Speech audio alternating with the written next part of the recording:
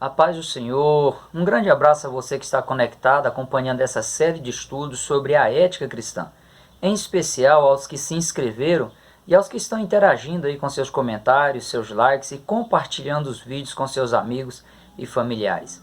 Incentive outras pessoas a se inscreverem no canal e acionarem o sininho aí para receber as notificações. Aproveite também e acesse o link na descrição desse vídeo e conheça o meu e-book Os Relacionamentos e Seus Vínculos, influências que interferem na formação da personalidade e do conhecimento. Você terá informações importantes como se dá o desenvolvimento da aprendizagem e a construção da personalidade de uma pessoa. E serão aí ferramentas úteis na sua vida, na forma como você também transmite os seus conhecimentos e em como ajudar as pessoas aí com déficit de aprendizagem. O foco de hoje é a lição de número 4, a ética cristã nos relacionamentos, tendo como texto bíblico base de referência o Salmo de número 133, que diz: Ó quão bom e quão suave é que os irmãos vivam em união. É como óleo precioso sobre a cabeça que desce sobre a barba de Arão, e que desce a orla das suas vestes. Como o orvalho do monte Hermon que desce sobre os montes de Sião, porque ali o Senhor ordena a bênção e a vida para sempre. O versículo do dia é Romanos capítulo 12, versículo 10, que diz: Amai-vos cordialmente uns aos outros com amor fraternal, preferindo-vos em honra uns aos outros. Na verdade aplicado, o pastor César Pereira, ele observa que os relacionamentos eles devem ser regidos pelo amor, pelo respeito e limites com os nossos semelhantes. O Salmo de número 133, ele faz parte da coleção de 15 salmos que eram cantados enquanto os judeus se reuniam em suas caravanas e seguiam em direção à cidade de Jerusalém na época das grandes festas realizadas anualmente. Esses salmos também eram cantados no acesso ao templo enquanto as pessoas subiam os degraus da escada do templo e representavam o resgate de lições preciosas sobre o relacionamento delas com Deus. Ao compor o Salmo de número 133, Davi ele ressalta a importância da unidade entre os irmãos e da unção de Deus. Essa unidade ressaltada por Davi é a condição necessária para que a unção de Deus seja derramada sobre as pessoas, como o orvalho do Monte Hermon, que com seus 2.814 metros de altitude, considerado aí um monte sagrado, o orvalho descia sobre os outros montes menores da região de Sião e tornava toda aquela região produtiva. Tanto no percurso da viagem, quanto aí no período da estadia dos judeus em Jerusalém, como também na subida dos degraus de acesso ao templo, as pessoas elas precisavam policiar as suas ações, suas reações, seus comportamentos e até mesmo as suas não ações diante dos acontecimentos à sua volta, para se manter a ordem e a unidade quanto ao objetivo de adoração a Adonai, o soberano Senhor. Trago esse breve relato para você fazer aí uma conexão do Salmo 133 e as questões que envolvem o relacionamento cristão dentro do padrão ético e moral estabelecido por Jesus. Ao ser criado por Deus, o ser humano ele teve de se relacionar com todas as demais coisas que foram criadas por Deus. E na sequência, o ser humano ele teve que se relacionar com um ser semelhante a si mesmo, apenas com aspectos diferentes quanto à função nesse relacionamento instituído por Deus e quanto ao temperamento pessoal. É impossível ao ser humano viver sem se relacionar com seus semelhantes e com os demais seres viventes. E onde houver relacionamento, haverá conflito, tendo em vista que cada pessoa ela se constitui um ser único na sua maneira de viver, de pensar e de se relacionar. Cada cristão ele precisa assumir o seu papel de protagonista no filme da vida humana e ser o exemplo do padrão instituído por Jesus quanto à forma adequada em que as pessoas devam se relacionar. O agrupamento de pessoas que compartilham o mesmo espaço em uma mesma época ou em um mesmo período de tempo é que forma a sociedade. E uma sociedade sustentável, ela só existe e ela só se mantém se as pessoas que a compõem seguirem normas comuns, se elas se unirem pelo sentimento de consciência da necessidade do bem-estar daquele grupo. Só assim a sociedade ela será tida como uma sociedade organizada e poderá dar condições de as pessoas viverem, se desenvolverem e trabalharem onde elas estiverem vivendo.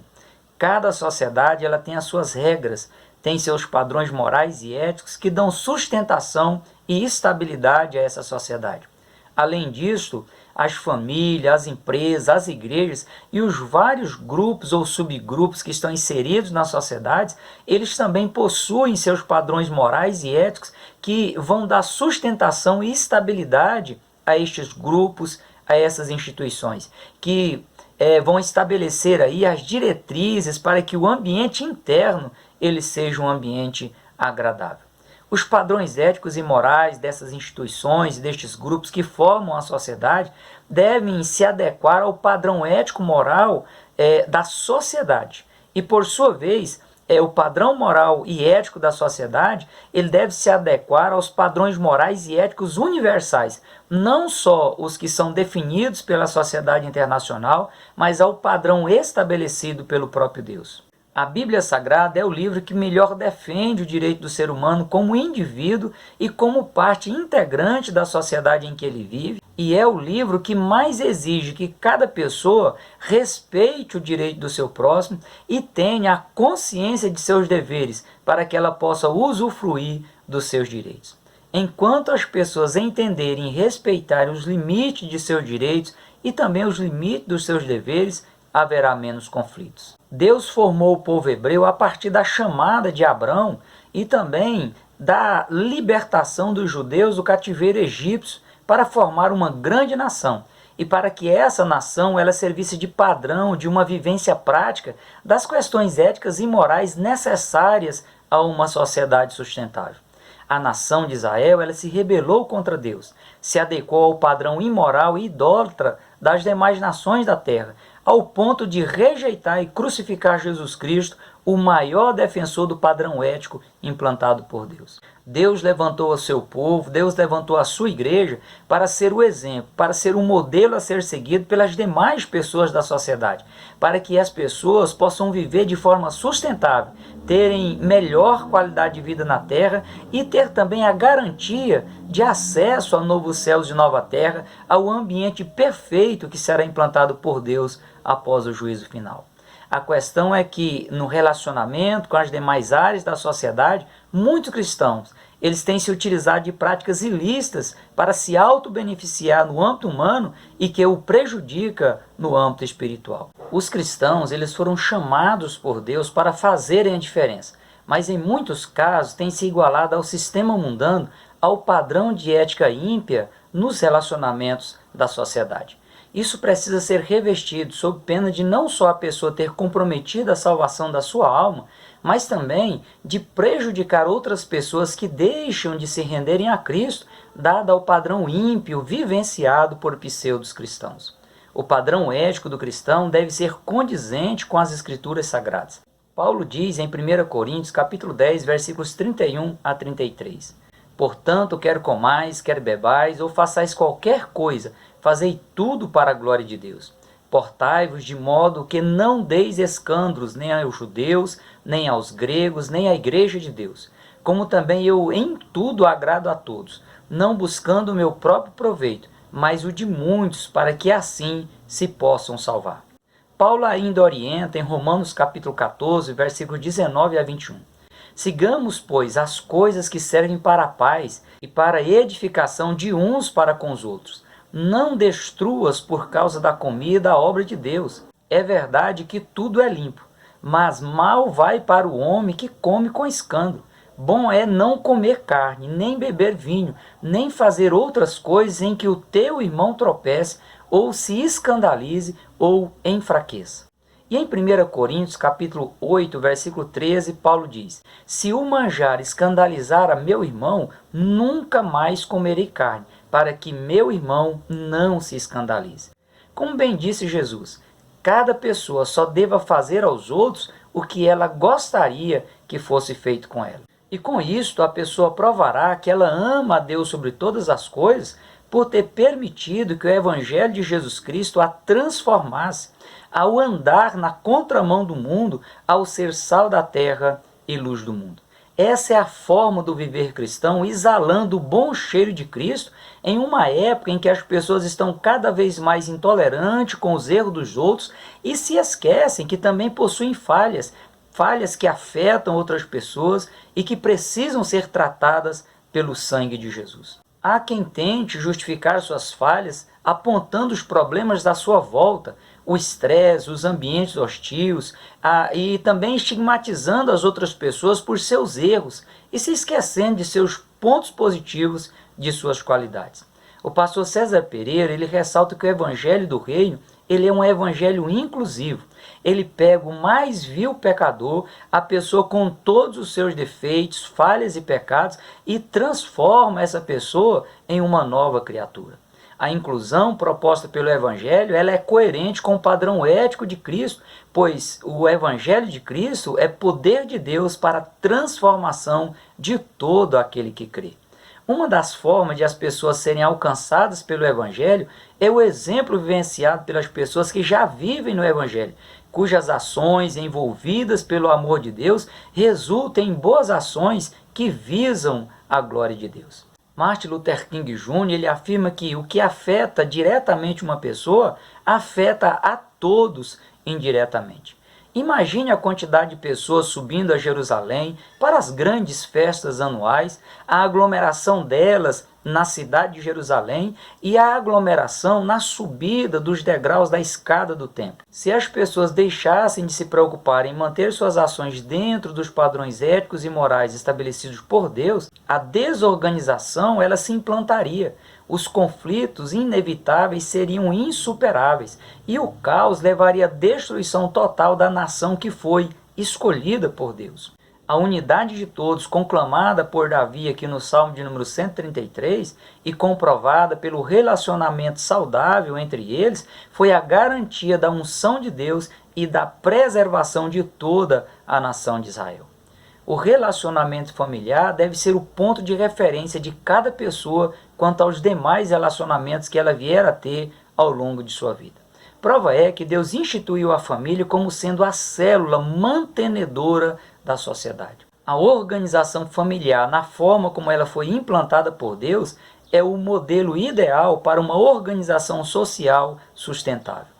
Ressalto que o conceito de sustentabilidade que sempre eu trago à tona se refere aí às ações, às atividades humanas que visam suprir as necessidades do presente sem comprometer as futuras gerações. De fundamental importância para uma comunidade saudável e equilibrada, principalmente nas questões espirituais, das quais dependem o equilíbrio e as condições saudáveis nas questões materiais. É no ambiente familiar que a pessoa absorve o conceito do que é certo e errado, internaliza esses valores e os reproduz nos demais relacionamentos que tiver ou vier a ter ao longo da sua vida. Caso o ambiente familiar distorça os valores morais e éticos cristãos, comprometerá, além da qualidade de vida espiritual, todas as demais áreas de vida das futuras gerações. O ambiente familiar deve criar pessoas saudáveis, educadas, amorosas e que respeitem o próximo. Essa é a única forma de reduzir a estatística de que 90% dos problemas de uma pessoa são gerados no ambiente familiar e de se construir uma sociedade mais justa e igualitária. Se o princípio divino da organização familiar for rompido, as tragédias elas serão inevitáveis. Tudo deve começar com os filhos honrando os pais. Relembro aqui o que eu disse na aula 2, que nos comentários da Bíblia Hebraica, transliterada e português interlinear, segunda edição, que o quinto mandamento, honra teu pai e a tua mãe, ele está entre os mandamentos que se referem à relação do ser humano com Deus, o Criador. Com a explicação rabínica de que os pais eles são criadores dos filhos, instrumentos na mão do Supremo Criador. Assim, uma infração contra os pais seria diretamente uma infração contra Deus, que é o Supremo Criador. Também rememoro aqui o fato de Jesus, como exemplo de honrar ao Pai, ele iniciou a oração do Pai Nosso com o termo Abba Pai, que quer dizer papaizinho, como forma de reconhecer a Deus como Pai, como progenitor e provedor da família, como a autoridade máxima na família a ser respeitada e honrada. Aqui os filhos devem ter atitudes semelhantes aos seus pais dentro aí nas suas famílias. O apóstolo Paulo ensinou que o princípio da honra ele deve ser preservado na família. O casal deve se unir de modo a formar uma só carne. O esposo deve honrar a esposa com o mesmo amor dedicado por Jesus à sua igreja. A esposa deve honrar o esposo como o cabeça do lar, como aquele que dá o norte a ser seguido. Os filhos devem honrar os pais, pois isto é justo e proporciona sobrevida à pessoa. Os pais não devem provocar a ira aos filhos, mas criá-los na doutrina e na admoestação do Senhor. O ambiente familiar é o principal ambiente educacional, é o principal ambiente pedagógico em toda a vida de uma pessoa. É onde a teoria da vida é colocada em prática e vivenciada de forma plena. O que ocorre na sociedade, na maioria das vezes, é apenas um reflexo do que acontece nos lares. Mas também há os casos em que determinados membros da família eles preferem absorver para si os padrões ímpios vivenciados pela sociedade fora da vontade de Deus. E fatos dessa natureza, eles produzem pessoas doentes, traumatizadas e descompromissadas com o bem-estar da família e da sociedade à sua volta. A falta de absorção do padrão de autoridade no lar estabelecido por Deus tem produzido uma geração de filhos que desonram seus pais, tratam-os como seus inimigos, os ameaçam e provocam vergonha aos seus pais. Salomão é enfático em dizer: o que aflige, o que provoca a aflição a seu pai, ou o que afugenta a sua mãe, aquele que afasta a sua mãe de sua presença, ou que despreza a presença de sua mãe, filho é que vergonha e desonra. Ao se estabelecer o padrão ético cristão na família, as coisas elas voltarão à normalidade e a família se desenvolverá de maneira sustentável. Cada membro da família precisa desenvolver a arte do perdão. É inevitável que as pessoas firam as outras pessoas e que também seja ferida até mesmo no âmbito familiar. Mas na medida em que a pessoa aprender a contornar as situações adversas e aflitivas em família, ela vai se condicionar a contornar as situações adversas e aflitivas nos demais ambientes, nos demais relacionamentos que ela tiver ou vier a ter. Filhos traumatizados devido às crises não resolvidas dentro de casa geram famílias desestruturadas cujos traumas do passado vão influenciar de forma negativa no futuro das novas gerações. Muitos filhos eles saem de casa ou se casam de forma prematura devido a problemas vivenciados na família e por falta de estrutura psicológica, estrutura emocional e material, essas pessoas acabam acarretando maiores problemas para si. Toda vez que alguém fugir de um problema, deixando esse problema sem ser resolvido, o problema vai se agigantar e a pessoa ela ficará ainda mais fragilizada e também predisposta a continuar fugindo de outros problemas que vão surgir à sua frente no decorrer da vida. O ideal é encarar o problema, encarar a situação aflitiva e adversa de forma sensata, dentro dos padrões éticos estabelecidos por Cristo e resolvê-los. Um problema resolvido de acordo com os princípios bíblicos é uma experiência positiva acumulada e é força para superar outros tantos problemas que vão surgir na sequência natural da vida humana. A questão do perdão colocada por Jesus na oração do Pai Nosso, em Mateus capítulo 6, versículos 12, 14 e 15, é a única forma de a pessoa se fortalecer, de ganhar resiliência com o perdão divino e conseguir assimilar os diferentes temperamentos, as diferentes opiniões e desejos das outras pessoas, de forma a superar quaisquer tipos de crise nos seus diferentes graus. O ditado popular de que a grama do vizinho sempre é mais verde somente retrata a ilusão de ótica das pessoas em imaginar que a família do vizinho ou a família do amigo seja uma família perfeita. Isso é apenas um mito e precisa ser desfeito. Precisa haver flexibilidade e compreensão quanto às falhas ou os pontos que podem e devem ser melhorados nos membros da família. O excesso de rigor não ajuda, apenas provoca traumas que podem ser insuperáveis. Cada pessoa ela precisa reconhecer seus erros, precisa trabalhar para corrigi-los, precisa procurar em si os pontos que podem e devem ser melhorados. E ela também, cada pessoa, deve se esforçar, deve fazer a sua parte para que o seu lar seja um ambiente de paz. Essa é o que pode se considerar a maior virtude de uma pessoa.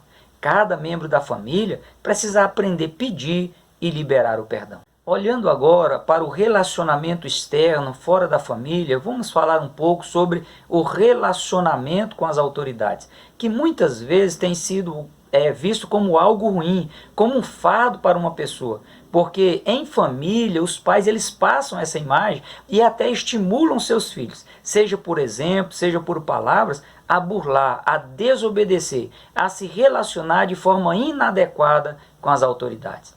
Paulo ressalta em Romanos capítulo 13, versículos 1 a 13. Toda alma esteja sujeita às autoridades superiores, porque não há autoridade que não venha de Deus, e as autoridades que há foram ordenadas por Deus. Por isso, quem resiste à autoridade resiste à ordenação de Deus, e os que resistem trarão sobre si mesmo a condenação, porque os magistrados não são terror para as boas obras, mas para as más. Queres tu, pois, não temer a autoridade? Faz o bem e terás o louvor dela. O princípio de autoridade estabelecido por Deus, ele precisa estar bem claro. Deus ele delega a sua autoridade para que as pessoas elas exerçam suas funções sociais, sejam na família, nas empresas, nas cidades, nos estados, nas nações ou no mundo. Desobedecer uma autoridade instituída por Deus é desobedecer ao próprio Deus. Em João capítulo 13, versículo 20, Jesus diz: na verdade vos digo, se alguém receber o que eu enviar, me recebe a mim, e quem me recebe a mim, recebe aquele que me enviou. Ou seja, receber, honrar e se submeter a um discípulo, a uma autoridade enviada ou instituída por Deus, é o mesmo que receber, honrar e se submeter à autoridade direta de Deus. Em sã consciência, será que você teria coragem de afrontar a Deus? Você teria coragem de desobedecer a algo que Deus lhe dissesse? Você teria coragem de se rebelar contra Deus? Você teria coragem de falar mal de Deus pelas costas? Infelizmente, diariamente as pessoas estão tomando essas atitudes ao tratarem com desdém ou com desrespeito as autoridades instituídas por Deus.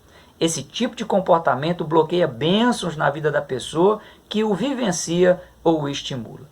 Quanto ao relacionamento com os nossos pastores, com as autoridades instituídas por Deus para tratar das questões espirituais, assim como no âmbito familiar, onde uma pessoa só pode se beneficiar da autoridade do pai se ela o reconhecer e o honrar, a pessoa ela só pode se beneficiar da autoridade de Deus na vida de um pastor se ela o reconhecer e o honrar como pastor. Em Mateus capítulo 10, versículo 41, Jesus afirmou: quem recebe um profeta na qualidade de profeta, recebe galardão de profeta. Quem recebe um justo na qualidade de justo, receberá um galardão de justo. A ação benéfica de Deus na vida de uma pessoa, ela depende da resposta positiva da pessoa em relação ao que Deus está propondo para ela. Deus ele estabelece pastores querendo o aperfeiçoamento dos santos. Mas se as pessoas sobre as quais Deus estabeleceu os pastores deixarem de receber, de honrar e os reconhecer, como é que essas pessoas vão poder ser aperfeiçoadas por Deus por meio do exercício pastoral? Será impossível. Apesar de muitas pessoas se gabarem de serem rebeldes, de fazerem apenas o que lhe convém sem observar o padrão ético de Cristo, o caminho da rebeldia, ele só produz destruição e infelicidade. O escritor aos Hebreus ele aconselha: obedecei a vossos pastores, sujeitai-vos a eles, porque velam por vossa alma como aqueles que hão de dar conta delas, para que o façam com alegria e não gemendo, porque isso não vos seria útil. Inexiste recompensa divina a quem decide ferir ou desonrar as autoridades instituídas por Deus, desonrar os seus pastores. Alguém pode argumentar que um determinado pastor ele esteja agindo de forma equivocada, por isso o desobedece. Quanto a isso, me permita fazer uma observação. A forma equivocada que o pastor está agindo é equivocada, errada quanto ao padrão bíblico ou quanto à sua maneira pessoal de ver e interpretar determinada situação ou fato. Se o pastor ele fere os princípios divinos expressos no contexto geral das Escrituras, importa obedecer a Deus do que aos homens. Neste caso, a desobediência ao homem, a desobediência ao pastor que fere os princípios bíblicos é equivalente à obediência a Deus, que é a autoridade suprema, pois só ele, somente ele, é Adonai. Agora, se a forma do pastor agir ou ensinar fere a sua maneira pessoal de ver ou interpretar determinada situação ou fato, você precisa se ajustar ao padrão bíblico que está no contexto geral das Escrituras e que diariamente estão sendo ensinados nas igrejas. É preciso entender que enganoso é o coração humano e muitas vezes a pessoa ela é traída ou enganada por suas convicções, convicções essas que foram formadas a partir de um padrão ético-moral contrário ao que foi estabelecido por Deus e que é vivenciado pela sociedade ímpia, mas que muitas vezes estão sendo aí adotados por pessoas que se dizem servir ao Senhor. O certo é que, como bem afirma o pastor César Pereira, a hierarquia estabelecida por Deus, ela precisa ser restabelecida, ela precisa ser obedecida, sob pena de a pessoa vir a sofrer os danos de suas próprias escolhas fora da vontade de Deus. O relacionamento com os governos deve seguir o mesmo padrão estabelecido por Deus para a família e para a sua igreja. Apesar de ser um tipo de relacionamento social muito amplo, o padrão ético e moral deve ser o mesmo.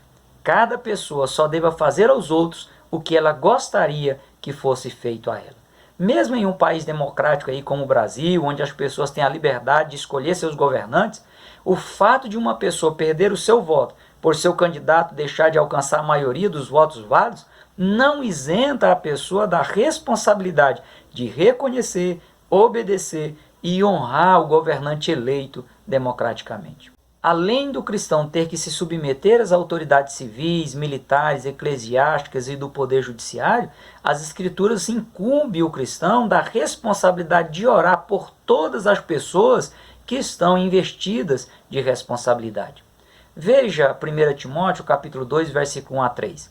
Admoesto-te, pois, antes de tudo, que se façam deprecações, orações, intercessões e ações de graças por todos os homens, pelos reis e por todos os que estão em eminência, para que tenham uma vida quieta e sossegada, em toda a piedade e honestidade, porque isto é bom e agradável diante de Deus, nosso Salvador. O direito à liberdade de expressão não dá direito ao cristão de ferir a dignidade das autoridades que foi estabelecida por Deus. Direito a discordar e também o direito ao contraditório, todas as pessoas têm, mas o direito de desrespeitar uma autoridade estabelecida por Deus está fora do padrão da ética cristã. Isso posto, cuidado com as palavras que você vai utilizar para discordar de uma autoridade no exercício de suas funções. Com a medida com que medirdes, vos medirão a vós, e ser-vos-á ainda acrescentada. Entenda que há questões que você deve colocar diante de Deus e Deus vai chamar a pessoa à responsabilidade, seja nessa vida, seja no juízo final. Lembre-se sempre e vivencie essa verdade. A palavra de Deus sempre deve ser a sua bússola, seu manual de conduta, de fé, de suas ações no seu dia a dia, bem como de todos os seus relacionamentos. E mesmo que você venha a se frustrar com esta ou com aquela autoridade que Deus estabeleceu sobre sua vida, permaneça fiel a Adonai, a autoridade suprema do universo. Nunca entre no movimento dos desigrejados ou dos anarquistas, que apesar de desobedecer e desonrar as autoridades, eles se estabelecem como autoridades e querem ser honrados pelas pessoas que são suas subordinadas. Em todos os teus relacionamentos, tenha como padrão as diretrizes estabelecidas por Deus em sua palavra. Que Deus em Cristo continue abençoando a sua vida, prossiga na paz do Senhor.